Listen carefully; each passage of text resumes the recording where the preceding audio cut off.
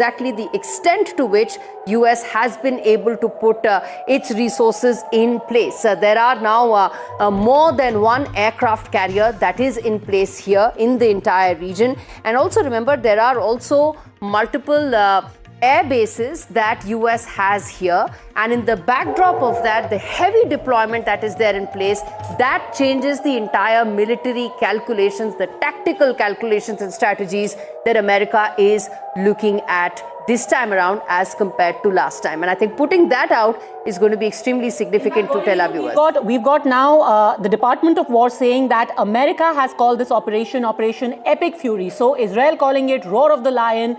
The Department of War saying this is Operation Epic Fury. Okay, so there is now a name as far as what the Americans see this military operation is. As I said, last time it was Midnight Hammer.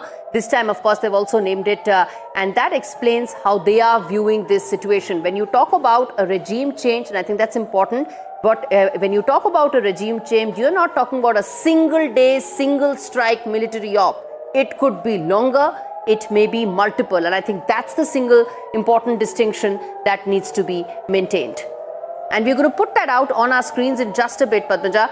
But there is more breaking news that's coming in that you want to take, which is about those multiple... Absolutely. Missile alerts have been activated across Israel. Incoming missiles have been detected. Footage is emerging that indicates North Israel's air defense system are battling the onslaught of Iranian strikes. Constant updates now. So in the morning, we had all of these images coming in from within Iran, where you had 4 to 5 different locations that were struck as a part of Operation Roar of the Lion. And now the response from Iran, constantly we are hearing these air raid sirens going off in Haifa, in Galilee, in places which are in central Israel, which are in the north of Israel. And sirens have also been sounded in the US naval base in Bahrain as a retaliatory attack by Iran is suspected there. Missile alerts, like we just told you, have been activated across Israel as missiles are detected there. Some footage emerging that has indicated North Israel's air defense system battling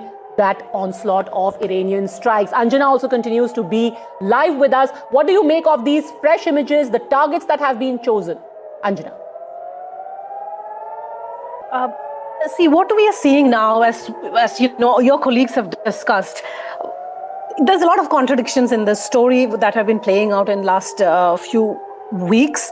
And I think Trump has finally decided, he seized the moment, that this is either now or never. And what I was saying earlier was, unlike the earlier June conflict, Iran had enough time to prepare, and they have prepared, and we have seen how there was a military naval exercise and they have shown that they are capable of, and they will block the Strait of Hormuz if push comes to shove. And one thing that I think through these images that we are seeing now, that immediately there is a retaliation from Iran within minutes, then within less than an hour, which is clearly showing that Iran is ready to retaliate. All right, and these images, if we can just pull up